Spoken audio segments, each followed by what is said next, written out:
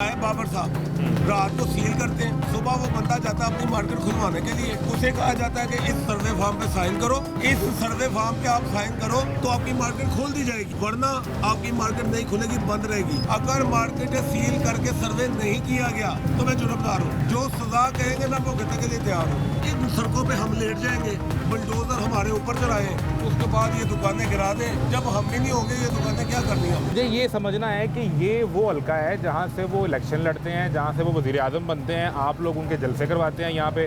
मुझे पता चला कि आपने उन्हें सोने के ताज भी पहनाए हैं यहाँ पे। तो अगर आपका ये मैं मुद्दा मान भी लूँ, जो हर दफ़ा आप ये कहते हैं कि ब्यूरोक्रेसी उन्हें मिसगाइड कर रही है, तो बराह रास्त आप क्यों नहीं रब्ता करते कि हजूर हमारी सुने तो सही कम अज़ कम। अच्छा, मैं आपके प्रोग्राम के तवज्जो से कहता हूँ, हमने को 85 जगह पे कह दिया कि हमारी सीएम साहबा से मुलाकात करा दें, हमारी मियाँ नवाज शरीफ से मुलाकात करवा दें, हम उन्हें असल हकाइक बताएं, असल हकाइक है क्या। असल में ये जो ब्यूरोक्रेसी है, अभी ये मैं बड़ी बात नहीं करूँगा, एक सर्वे किया गया, सर्वे होता है एक आपकी और मेरी मुशावरत से, बामी रजामंदी से।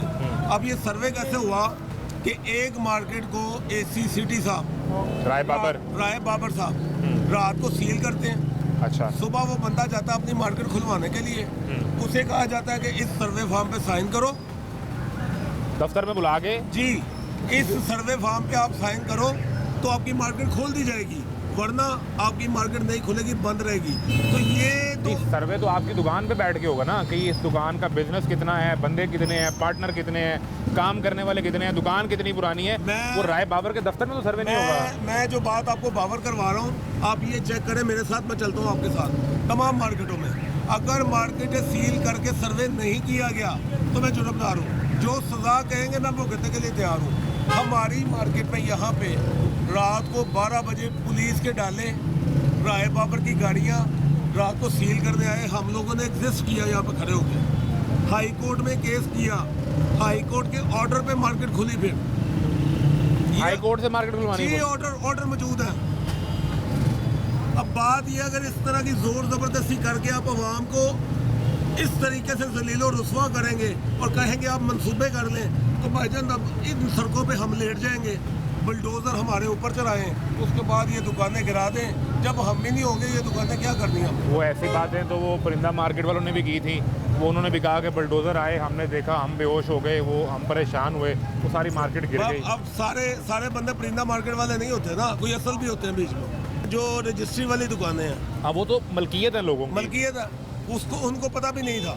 हाँ जी, ऐसा ही उनको नोटिस दिया 26 तारीख का, दुकानें गिरानी शुरू कर दी 20 को, मकान गिराने शुरू कर दिए 20 को। नहीं 20 को नहीं, दूर 12 तारीख को। अच्छा, 12 को नोटिस दिया है, 13 को दुकानें गिर रही थी, उस नोटिस पे लिखा है कि 26 को अपने डॉक्यूमेंट लेकर आए, आपसे बात करते हैं। अब उनसे कहा जाता है कि अगर आपने मीडिया पे टॉक की, अगर हमारे खिलाफ को बयान दिया तो फिर आपके साथ ये होगा।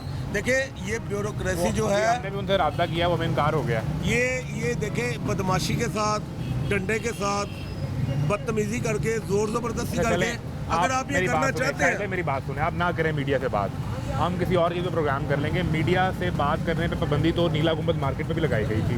हम वहाँ जाते थे, हमसे जो ताजिर था, दुकानदार था, वो बात ही नहीं करता था, लेकिन बदले में उन्हें पैसे मिल गए जरूर, उन्हें को 60 लाख 66 लाख, किसी को 70 लाख पैसे मिल गए। आप भी ना करें हमसे बात, अपना बिजनेस लॉस लें और मामले को हल करें। अच्छा, असल बात ये है, अभी वो जो यहाँ पे पैसे मिले हैं, वो मिला बिजनेस लॉस उनको मिला। हाँ जी, जो कारोबार बंद हो रहा है। अब जो दुकानें आगे मिलनी है, उनकी क्या कंडीशन है, उसका कोई ब्लैक एंड व्हाइट का क्या एडवांस होगा, क्या किराया होगा, किसी के पास कोई रिटर्न है?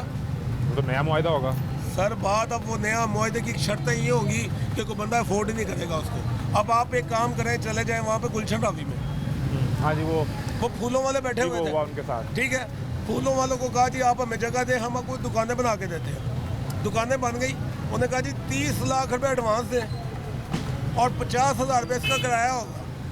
और फूलों वाला ने कहा जी दुकानें आप रखिए अपने पास, वो दुकानों के आगे फिर फूल लगा के बैठ गए। तो फायदा किसको? जनाब सर, जब ऐसे चीजें होंगी, पहले हमें एक ताजिर कह रहे थे कि वो फूलों वाले के पास 30 लाख रुपए हो तो वो फूल बेचे, बात ये, अब फर्ज करें कल को ये दुकानें बनाते हैं, उसकी कंडीशन ही ऐसी पुट करते हैं कि कोई बंदा वो दुकान लेने को तैयार ही नहीं होगा, फिर क्या करेंगे। इसलिए हम कहते हैं हमारे साथ बैठे स्टेक होल्डर वो होता है जो दुकान का मालिक है, जो दुकान पे पिछले 50 साल से कारोबार कर रहा है, वो आप स्टेक ये होल्डर। बैठे किसको कहते हैं? डीसी को कहते हैं, आप एसी सिटी को कहते हैं, आप लहर के डीजी को कहते हैं, ये आप लीडरशिप सीएम को कह रहे हैं, मियां नवाज शरीफ को कह रहे हैं। मैं सीएम साहब से कहूँगा, मैं सीएम साहब से कहूँगा कुछ जिम्मेदारान जो न्यूट्रल हो, जो ये ब्यूरोक्रेसी के हट के हमारे साथ बिठाएं। हम आपको सलाकायत बताते हैं और बताएंगे आपका ये प्रोजेक्ट कैसे हो सकता है।